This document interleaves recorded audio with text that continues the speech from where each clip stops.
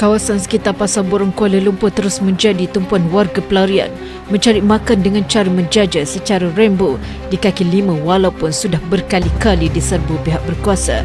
Tinjauan di sekitar lokasi itu bermula 9 pagi mendapati antara barangan yang diniagakan ialah sayur-sayuran, buah-buahan dan seperti lazimnya kedai sirih dan restoran menyajikan makanan serta manisan dari negara asal mereka. Rata-rata daripada mereka memilih untuk menjajah di kawasan kaki lima di hadapan kedai yang dijaga oleh warga asing, terutama di tempat yang tersorok termasuk di lorong-lorong belakang kawasan komersial itu. Serbuan demi serbuan oleh pelbagai agensi penguatkuasaan kerap dilaksanakan.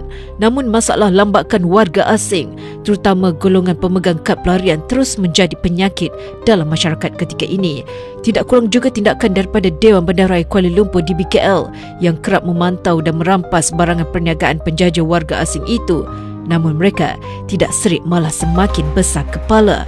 Persoalan yang kekal bermain di fikiran masyarakat sampai bila isu lambakan warga asing ini terus menjadi permasalahan sehingga ramai di antara mereka sudah beranak pinak di Malaysia sekaligus menimbulkan masalah baru.